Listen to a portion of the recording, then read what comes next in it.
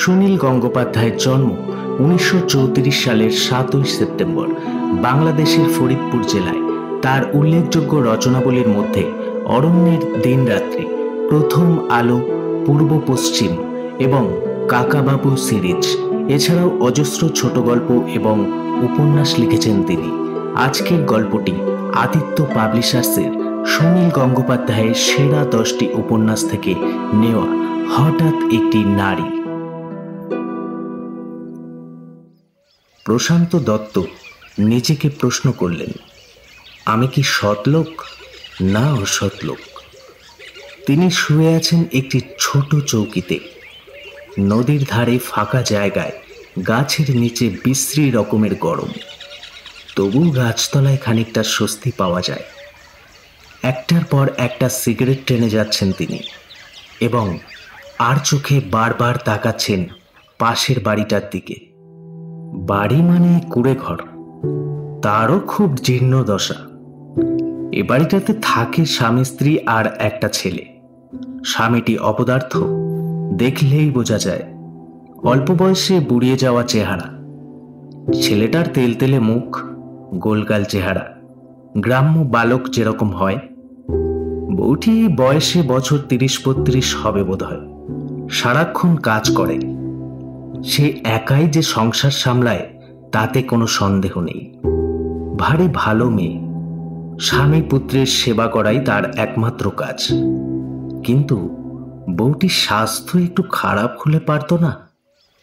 এত সুন্দর শরীরের গরম থাকার কি দরকার ছিল?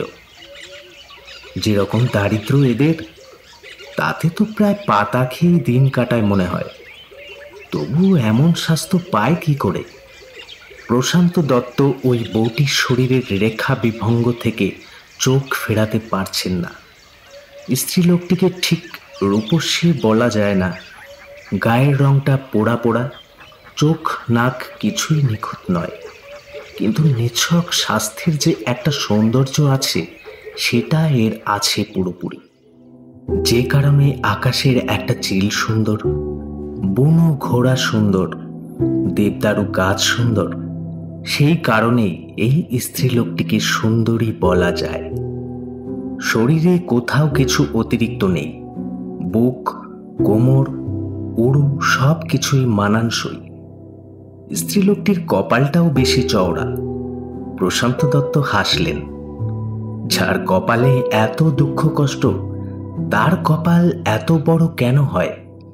মেয়েটি পরে আছে একটা অতি ছেঁড়া ময়লা শাড়ি। এটাও একটা হাসির বিষয় নয়। প্রশান্ত দত্ত দেখেছেন শহরের কত বেঢপ চেহারার মেয়ে কত দামি শাড়ি পরে সাজগোজ করে। যার পেটটা গণেশের মতন, সেও পেট খোলা ব্লাউজ পরতে চায়। মারোয়ারি মহিলাদের সাজগোজ দেখলে তো বমি আসে প্রায়। অথচ কয়লাখনি এলাকায় এমন অনেক মজুরানি দেখা যায়, যাদের শরীর দেখলে মনে হয় মানবী মূর্তির আদর্শ। সাজগোজ করলে তাদেরই মানাবে, কিন্তু তাদের পরনের কাপড় জোটে না। এটা হাসির ব্যাপার ছাড়া আর কি হতে পারে? এই যে বাড়ির বউটি, এ একটি সৎ নারী। মুখ দেখলেই বোঝা যায় সৎ কিনা। প্রশান্ত দত্ত বিড়বিড় করে বললেন, she is a good human, no doubt. পৃথিবীতে যা কিছু সৎ, তার প্রতি এখনো মানুষের একটা গোপন শ্রদ্ধা আছে। এই স্ত্রীলোকটির প্রতি প্রশান্ত দত্তরও শ্রদ্ধা হচ্ছে।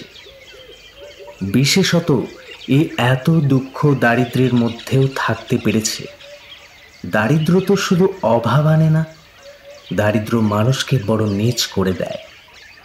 স্ত্রীলোকটির চরিত্রটিকে মনে মনে শ্রদ্ধা করলেও প্রশান্ত দত্ত ও শরীরের দিকে বারবার না তাকিয়ে পারছেন না। এবং সেই দৃষ্টির মধ্যে লোভ আছে। সেই জন্যই প্রশান্ত দত্ত নিজেকে প্রশ্ন করলেন, আমি নিজে কি সৎ না অসৎ? আমি এই গৃহস্থী ঘরের বউটির দিকে এরকম ভাবে তাকাচ্ছি কেন? কেন না তাকিয়ে পারছি না? আমার মধ্যে কাম প্রবৃত্তি বেশি? এটা কি দোষের ব্যাপার? প্রশান্ত দত্ত নিজেকে সাধারণ মানুষের চেয়ে অনেক উঁচু বলে মনে করেন। সেরকম মনে করার আপাত কারণও কিছু আছে। প্রশান্ত দত্ত উদার এবং দয়ালু হিসেবে পরিচিত, প্রতিভাবান পুরুষ, পড়াশুনোতে নামকরা ছাত্র ছিলেন, সাধারণত মধ্যবিত্ত ঘরের ছেলে। বিএসসি ও এমএসসিতে তার সাবজেক্টে ফার্স্ট হয়েছিলেন।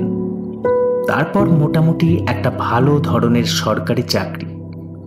কিছুদিন চাকরি করার পর তিনি বীতশ্রদ্ধ হয়ে গেলেন। তিনি বুঝতে পারলেন, পড়াশুনোতে তুমি যতই ভালো হও, তোমার চাকরির উন্নতির একটা সীমা আছে। খুব বেশি উঁচুতে যেতে পারবে না। সেসব জায়গায় কানেকশন ব্যাপারটাই প্রধান। নিজের থেকেও অযোগ্য লোকের অধীনে চাকরি করার পাত্র প্রশান্ত দত্ত নন। ফট করে চাকরি ছেড়ে ব্যবসা শুরু করলেন। প্রশান্ত দত্ত অত্যন্ত বুদ্ধিমান লোক। ব্যবসা শুরু করার আগে তিনি ৩-৪ মাস ধরে মার্কেট স্টাডি করেছেন, খাতাপত্রে অঙ্ক মিলিয়েছেন। কম মূলধনে এমন ব্যবসা তাকে শুরু করতে হবে যাতে লাভ অবধারিত। শেষ পর্যন্ত তিনি এমন ব্যবসা শুরু করলেন যার সঙ্গে তার বিদ্যে বুদ্ধি পড়াশুনোর কোনো সম্পর্ক নেই। গ্রামাঞ্চল থেকে গরু ও শুয়োরের চামড়া সংগ্রহ করে চালান দেওয়া। প্রথমে সবাই তাকে ছি করেছিল। এখন প্রশান্ত দত্ত বেলেঘাটার মস্ত বড় একটা ট্যানিং কারখানার মালিক। প্রশান্ত দত্তর কারখানাটি সুপরিচালিত। তিনি নিজে সবসময় খাটেন। কর্মচারীরা অন্যান্য কারখানার চেয়ে বেশি মাইনে পায়, সুযোগ সুবিধাও অনেক বেশি। কারোর কোনো অভিযোগ নেই। এই দরিদ্র দেশের বেশ কয়েকটি পরিবার প্রশান্ত দত্তর জন্য ভালোভাবে খেয়ে পড়ে আছেন।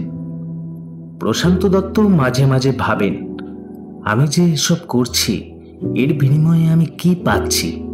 একটি অবাধ্য সাপ্লায়ারকে সিধে করার জন্য প্রশান্ত দত্ত নিজে বেরিয়েছিলেন ইন্সপেকশনে। বর্ষার সময় এদিককার রাস্তাঘাটে মোটর চলে না, গরুর গাড়ি কিংবা নৌকা ছাড়া উপায় নেই। প্রশান্ত দত্ত বড় সাইজের নৌকা নিয়ে যাচ্ছিলেন। সেই নৌকার তলার কাঠ সরে গেছে। যতক্ষণ না সারানো হয় তিনি বিশ্রাম নিচ্ছেন গাছতলায়। প্রশান্ত দত্তর সহকারী এই বাড়ি থেকে প্রথমে বাবুর বসার জন্য একটা চেয়ার চেয়েছিল। ওরা দিতে পারেনি, কারণ ওদের বাড়িতে চেয়ার নেই। অনেক কিছুই নেই ওদের। গোটা বাড়িটা জুড়েই একটা নেই ভাব। শেষ পর্যন্ত একটা ছোট খাট বার করে দিয়েছে, যেটা নিশ্চয়ই ওদের শোয়ার খাট, একটা পায়া ভাঙা। তারপর প্রশান্ত দত্ত জিজ্ঞেস করেছিলেন, এক কাপ চা বানিয়ে দিতে পারবে? ওদের বাড়িতে চায়ের সরঞ্জাম নেই, ওরা চা খায় না। ওদের বাড়িটা দোকান নয়, সেটা প্রশান্ত দত্ত জানেন। কিন্তু কোনো গৃহস্থী বাড়িতে হঠাৎ অতিথি এসে কিছু চাওয়ার রেওয়াজ তো একেবারে উঠে যায়নি। চা খাওয়াতে না পেরে ওরা লজ্জা বোধ করে। তার বদলে লেবুর শরবত বানিয়ে নিয়ে আসে। প্রশান্ত দত্ত সে শরবত ছুঁয়েও দেখলেন না, কিন্তু এই পরিবারটির সম্পর্কে উৎসাহী হয়ে উঠলেন। স্বামী, স্ত্রী আর একটা 10-12 বছরের ছেলে। স্বামীটি অকাল বৃদ্ধ, নির্বোধ, অপদার্থ। ওর নাম দিনু ভট্টাচার্য। বউটির নাম বাসনা। নামটিতে বেশ মানিয়েছে বউটিকে। প্রশান্ত দত্ত কিছুক্ষণ কথাবার্তা বললেন ওদের সঙ্গে। একটা জিনিস তিনি কিছুতেই বুঝতে পারলেন না, ওদের সংসার চলে কি করে। কোনো জমি জমা নেই, লোকটির কোনো রোজগারও নেই, তবু খেয়ে পড়ে আছে তো দেখা যাচ্ছে। কতদিন থাকতে পারবে? প্রশান্ত দত্ত একবার ভাবলেন এদের একটু উপকার করবেন। স্বামীটিকে তিনি অনায়াসে একটি চাকরি দিতে পারেন। লোকটির যোগ্যতা যাই হোক, তবু মাসে ওর 250-300 টাকা রোজগারের ব্যবস্থা করে দেওয়া প্রশান্ত দত্তর পক্ষে কিছুই শক্ত নয়। কিন্তু দিনু ভট্টাচার্য এই জায়গা ছেড়ে কলকাতায় চাকরি করতে যাবেন না। লোকটা কলকাতা শহরকে ভয় পায়। তখন প্রশান্ত দত্ত প্রস্তাব দিলেন, তার চামড়া সংগ্রহের ব্যাপারে ও স্থানীয় এজেন্ট হোক। কিন্তু গরু ও শুয়োরের চামড়ার কথা শুনে লোকটি আঁতকে উঠল। প্রশান্ত দত্তর দিকে এমনভাবে তাকালো যেন একটি যমদূত। পেটের ভাত জোটে না, অথচ জাত যাবার ভয় আছে। প্রশান্ত দত্ত তখন বেশ রেগে গিয়েছিলেন। লোকটা যখন এতই অপদার্থ, তখন ওর অমন একটা সুন্দরী স্ত্রী পাবার কোনো অধিকার নেই। এই স্ত্রীলোকটি নিজের সংসারের বাইরে কিছুই দেখেনি, সেই জন্য নিজের আশা আকাঙ্ক্ষার কথাও জানে না। কিন্তু ওকে একটি স্ত্রীরত্নই বলা যায়। আস্তে আস্তে প্রশান্ত দত্তর রাগ পড়ে এলো। তিনি ভাবলেন ওদের ব্যাপার নিয়ে আর মাথা ঘামাবেন না। এরকম লক্ষ লক্ষ অসহায় পরিবার আছে দেশে, তিনি তার কি করবেন? কিন্তু নৌকার মেরামতের কাজ শেষ হচ্ছে না। একা একা শুয়ে থেকে আর কতক্ষণ ভালো লাগে? নৌকার মধ্যেই তার জন্য রান্না চেপেছে, আরও বেশ কিছুক্ষণ কাটাতে হবে। প্রশান্ত দত্ত ছেলেটিকে ডেকে কিছুক্ষণ কথা বললেন। চেহারায় গ্রাম্যতা থাকলেও বেশ চালাক চতুর ছেলে। ভালো করে লেখাপড়া শিখলে মানুষ হতে পারত। কিন্তু ওর এই অপদার্থ বাবা কি আর বেশি দূর লেখাপড়া শেখাবে ছেলেকে? তিনি তখন ভাবলেন তার কাছে ক্যাশ টাকা আছে 6-4, এর মধ্যে 100-3 টাকায় তিনি ইচ্ছে করলেই এদের দান করতে পারেন। এদের যা অবস্থা, 300 টাকা তো প্রায় 7 রাজার ধনের সমান। দিয়ে দেখবেন নাকি কীরকম প্রতিক্রিয়া হয়। কিন্তু শুধু প্রতিক্রিয়া দেখার বদলে কি 300 টাকা দেওয়া যায়? অনেক পরিশ্রম ও মেধা খরচ করে টাকা রোজগার করতে হয়। এর বিনিময়ে তিনি যদি কিছু চান, কি?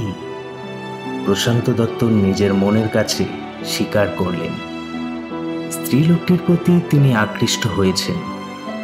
স্ত্রীলোকটিকে ভোগ করতে পারলে মন্দ হতো না। পরক্ষণেই মন থেকে চিন্তাটা তাড়িয়ে দিলেন। এটা ঠিক নয়। গরিব হোক যাই হোক, এদের একটা মোটামুটি নিরুপদ্রব সংসার, সেটা তছনছ করে দেওয়া তার উচিত নয়। এতে মানুষের আদিম মূল্যবোধে আঘাত করা হয়। তিনি তো পাষণ্ড নন। অথচ তার চোখ ঘুরে ঘুরে চলে যাচ্ছে ওই বাসনা নামের স্ত্রীলোকটির দিকে। তিনি উপভোগ করছেন ওর স্বাস্থ্যের সৌন্দর্য। একবার ওর সারা শরীরে হাত বুলোতে পারলেও বেশ আরাম হতো। কিন্তু তিনি যদি এই ইচ্ছেটা প্রকাশ করে ফেলেন, সবাই কিরকম ছিছি করবে। গোপনে লুকিয়ে চুরিয়ে করলেও কিছু আসে যায় না অবশ্য।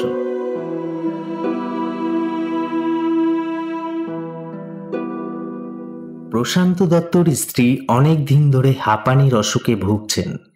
2টি ছেলে মেয়ের জন্ম দেবার পর তার শরীর একেবারে ভেঙে গেছে। প্রশান্ত দত্ত স্ত্রীর অযত্ন করে না। চিকিৎসার ত্রুটি নেই এবং স্ত্রীর প্রতি তার ভালোবাসাও আছে। কিন্তু তিনি ভোগী পুরুষ। সারাদিন তিনি কাজে ডুবে থাকলেও মাঝে মাঝে তার মধ্যে ভোগ বাসনা মাথা চাড়া দিয়ে ওঠে। লোকে একে লালসা বলবে। তিনি সামাজিক ও সজ্জন। শুধু নিজের পরিবার নয়, তার কারখানার উপর নির্ভরশীল অনেকগুলি পরিবারের প্রতি তিনি সুবিচার করেন। অথচ এর বিনিময়ে তিনি কিছুই চাইতে গেলেই অপযশ হবে। তিনি যদি হোটেলে কোনো মেয়ে মানুষ রাখেন, লোকে তাকে বলবে লম্পট, পারা যায় না। আর এই যে এখানে এই স্ত্রীলোকটির এমন চমৎকার শরীরটা নষ্ট হচ্ছে, সেটা অন্যায় না? প্রশান্ত দত্ত ছেলেটিকে আবার কাছে ডাকলেন। ব্যাগ থেকে 300 টাকা বার করে বিনা ভূমিকায় ছেলেটিকে বললেন, তোমার মাকে দিয়ে এসো। ছেলেটি ভ্যাবাচ্যাকা খেয়ে গেল। তিনি হুকুমের সুরে বললেন, যাও, দাঁড়িয়ে রইলে কেন? তোর মাকে দিয়ে এসো। ছেলেটি দৌড়ে বাড়ির মধ্যে চলে যেতেই প্রশান্ত দত্ত উঠে বসে উৎফুল্লভাবে পা দোলাতে লাগলেন। বেশ একটা নতুন ধরনের খেলা পাওয়া গেছে। দিনু ভট্টাচার্য একটু আগে বাড়ি থেকে বেরিয়ে গেছে। দেখাই যাক না টাকাটা পেয়ে তার বউ কি করে। বাসনা ছেলের হাত ধরে বাইরে বেরিয়ে এলো। তার চোখ মুখ লাল হয়ে গেছে, খানিকটা বিস্ময় ও উত্তেজনায়। বাসনা লাজুক নয়, সে বেশ স্পষ্ট গলায় জিজ্ঞেস করল, আপনি এতগুলো টাকা পাঠালেন কেন? প্রশান্ত দত্ত অত্যন্ত বিনীতভাবে বললেন, আপনাদের আমার খুব ভালো লেগেছে, তাই সামান্য কিছু দিলাম। এই ছেলেটির যাতে পড়াশুনো হয়। এতগুলো টাকা? বেশি নয়, সামান্যই। না না, এ কখনো হয়? বাসনা টাকাটা রাখলো খাটের উপর। প্রশান্ত দত্ত মুগ্ধভাবে তাকিয়েছিলেন তার দিকে। তিনি এরকমই আশা করেছিলেন। টাকাটা ওর স্বামীর হাতে দিলে সে নিশ্চয়ই ফেরত দিত না, খুব হাত কচলাতো। তাতে প্রশান্ত দত্তর কি লাভ হতো? তিনি বউটির সঙ্গে একবার কথাও বলতে পারতেন না। বাসনা চলে যাচ্ছিল, প্রশান্ত দত্ত ডাকলেন, শুনুন। সে ঘুরে দাঁড়াতেই প্রশান্ত দত্ত নম্র গলায় বললেন, আপনাদের কোনো সাহায্য করতে পারলে আমার খুব ভালো লাগতো। আপনি তো ওকে চাকরির কথা বলেছিলেন। আমি কাঁচা চামড়ার কারবার করি বলে কি টাকা নিতে আপনার ঘেন্না হচ্ছে? টাকা কখনো অপবিত্র হয় না। না না, সে কথা তো বলিনি। এমনি এমনি কি এতগুলো টাকা কারোর কাছ থেকে চাওয়া যায়? তাহলে এর বদলে আমাকে কিছু দিন। দেবার মতো কি আছে আমাদের, বলুন? প্রশান্ত দত্ত মনে মনে বললেন, তোমার শরীর, কিন্তু মুখে উচ্চারণ করলেন না। এত স্পষ্ট কথা মানুষ সহ্য করতে পারে না। টাকার বিনিময়ে শরীরের কথা বলার মধ্যে একটা সাংঘাতিক ক্রূরতা আছে। তাহলে ভালোবাসা? ভালোবাসার সম্পর্কে প্রশান্ত দত্তর এককালে দুর্বলতা ছিল। এখন কাজে ব্যস্ত থেকে সময় পান না। তিনি যদি একে বলেন, আমি তোমাকে ভালোবাসতে চাই, তুমি গ্রহণ করবে? কিন্তু এরা এত গরিব, শুধু ভালোবাসা নিয়ে মেয়েটি কি করবে? বাসনা ধীর পায়ে চলে গেল বাড়ির মধ্যে। প্রশান্ত দত্ত সেই দিকেই চেয়ে রইল এক দৃষ্টি। তার চোখে এখন লোভের চিহ্ন মাত্র নেই, বরং বেশ খুশি খুশি ভাব। ঠিক যা যা হবার তাই হচ্ছে। মেয়েটি যদি টাকাগুলো নিয়ে নিত, তাহলে প্রশান্ত দত্ত ওকে অত পছন্দ করতে পারতেন না। খাটের তক্তাগুলো ফাঁক ফাঁক। এই তক্তার ফাঁকে টাকাগুলো গুজে রাখলে কয়েকদিনের মধ্যে ওদের চোখে পড়বেই। তখন তো আর ফেরত দেবার কোনো উপায় থাকবে না। প্রশান্ত দত্ত একবার ফাঁকের মধ্যে টাকাগুলো ঠুকিয়ে পরীক্ষাও করলেন, কিন্তু রাখলেন না। এতটা মহৎ তার পক্ষে সাজা অসম্ভব। তিনি তো সাধারণ মানুষ, দেবদূত নন। তার কামনা বাসনা আছে, সবকিছুরই একটা প্রতিদান পাওয়ার ইচ্ছে আছে। ওর স্বামী ফিরলে নিশ্চয়ই বলবে টাকার কথা। সে তখন কি করবে? আফসোস করবে? বউকে বকুনি দেবে? মারধর করবে না তো? এসব অযোগ্য লোকেরা বউকে পেটাতে খুব ওস্তাদ। অযোগ্য পুরুষেরাই বউয়ের ওপর বেশি হম্বিতম্বি করে। প্রশান্ত দত্ত ভাবলেন, তিনি কি মেয়েটির ওপর তার স্বামীর অত্যাচারের কারণ হলেন? সেটা খুব বিশ্রী ব্যাপার হবে। প্রশান্ত দত্তের সঙ্গে সবসময় একজন ঘনিষ্ঠ অনুচর থাকে। এর নাম রত্নেশ হালদার। এ প্রশান্ত দত্ত ছেলেবেলার বন্ধু। লেখাপড়া বেশি দূর শেখেনি, এখন প্রশান্ত দত্তের কর্মচারী। তুই তুই বলে কথা বললেও কাজের সে শরীর রক্ষী। সে গোয়ার এবং শক্তিশালী, তার কোনো দুঃখবোধ নেই। রত্নেশ নৌকার মাঝিদের ওপর চোটপাট করছিল।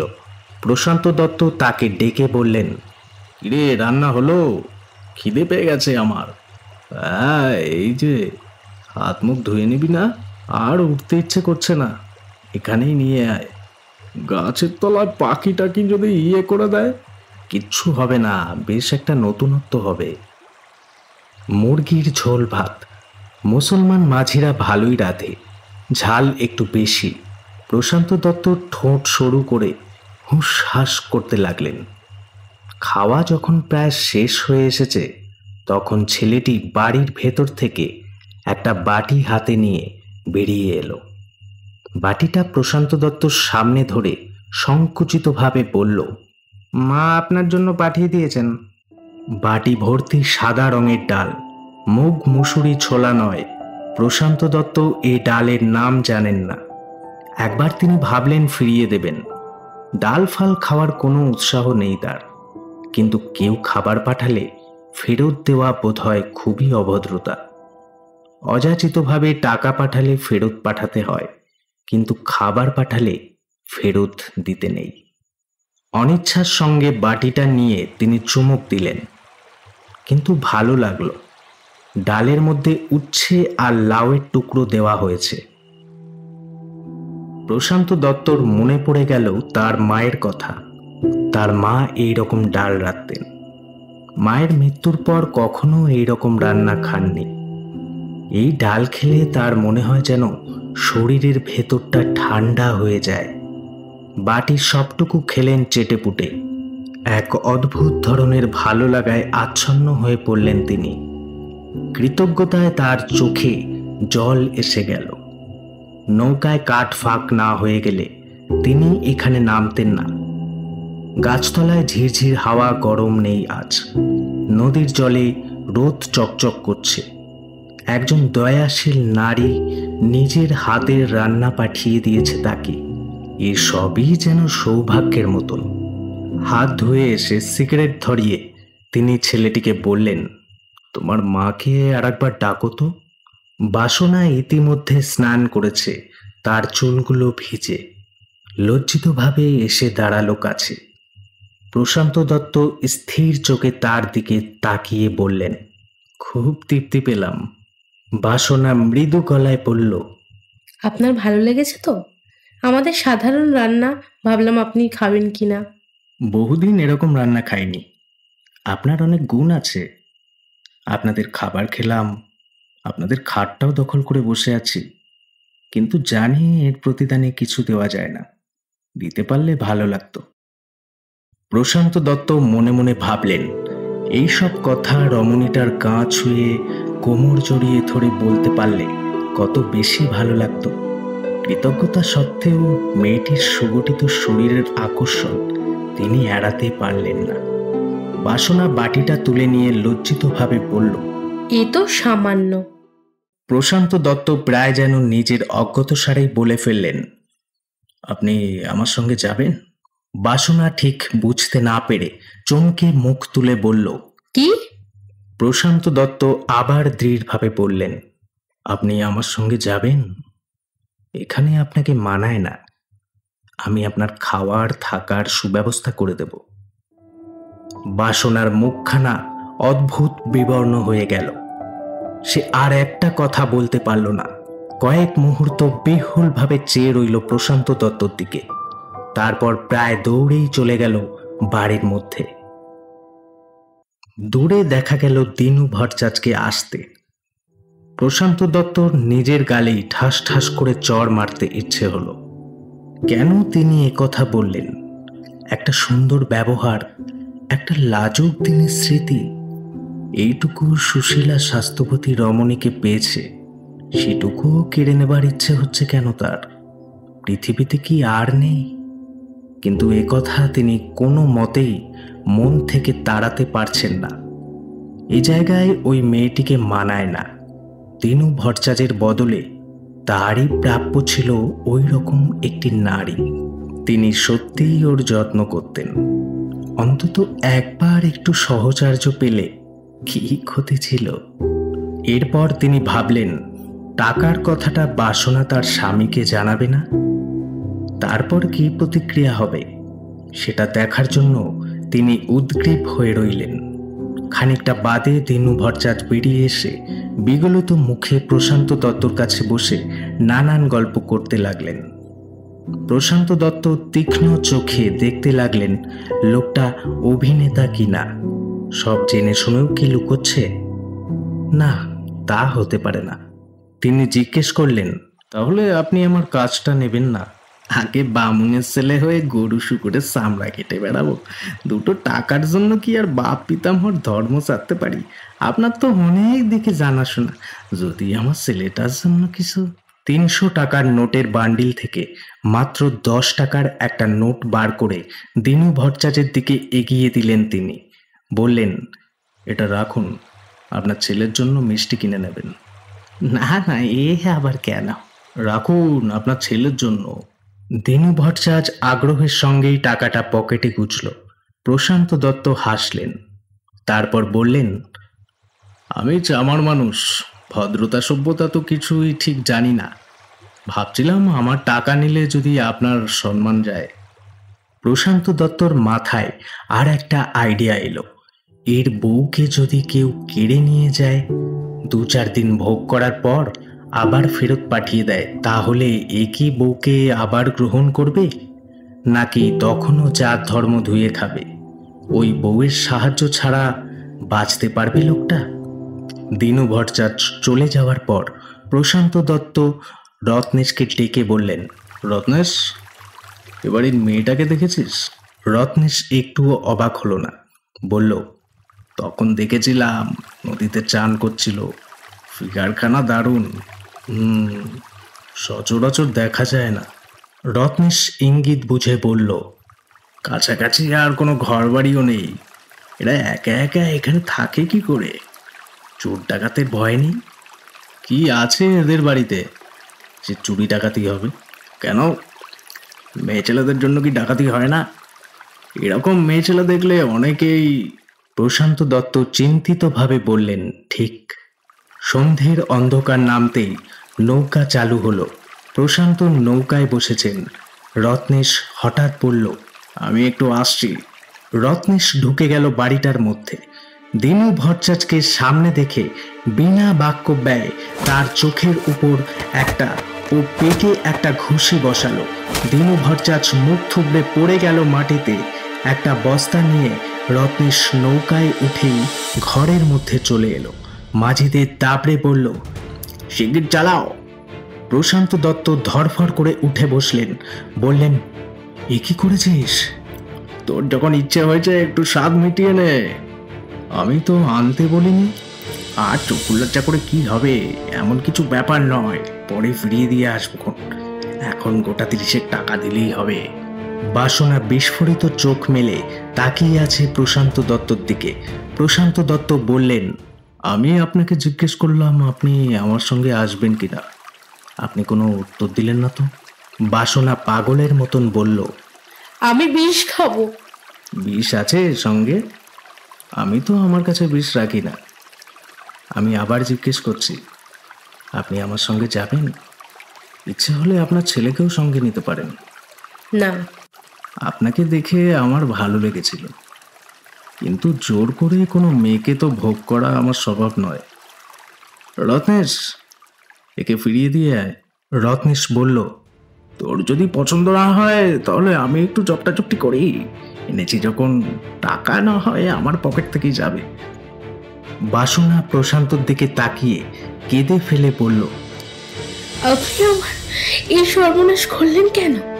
প্রশান্ত দত্ত অত্যন্ত নীরস গম্ভীরভাবে বললেন, যেরকম ফাঁকা জায়গায় আপনাদের বাড়ি, তাতে যে কোনো দিন বদমাশ লোকেরা আপনাকে হরণ করতে পারে।